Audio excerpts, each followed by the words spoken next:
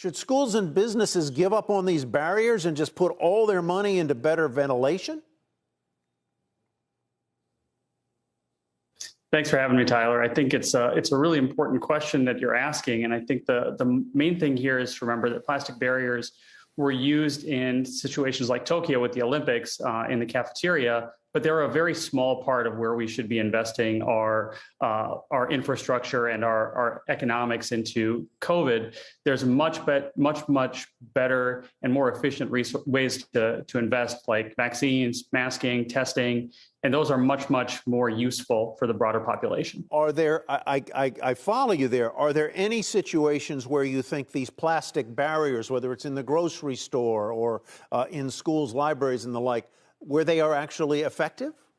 Yeah, I think they can be part of the layering. That's the terminology we want to start using. So if you're a cab driver, a bus driver, there may be a role for you having a plastic barrier between you and a large number of people that you don't know.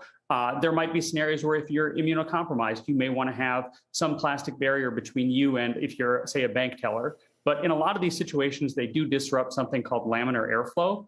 And that's the downward airflow that we've investigated a lot in operating rooms, where we've tried to understand what are the infectious risks in an OR.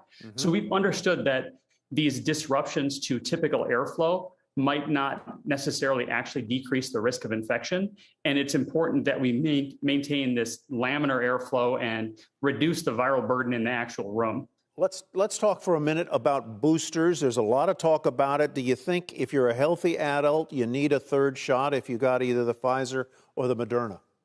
Yeah, that's the question of the hour for sure. I think that we're trying to learn more about where and when we should be administering these supplemental doses. And I think we need to remember that even when we do give these supplemental doses of the vaccine, they might not protect you from getting the virus. And we saw that with Governor Abbott.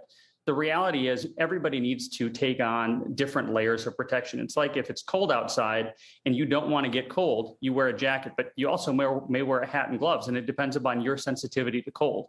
And we need people, broadly speaking, across the country to start taking ownership of their own health and the public health.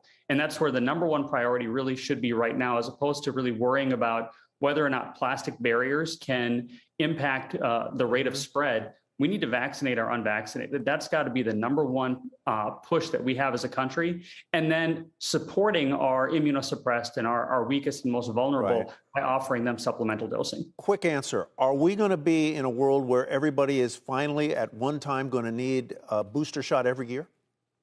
I hope not. But if we don't do things the right way, we're headed that way. And we've got to really focus on quelling this now. Shepard Smith here. Thanks for watching CNBC on YouTube.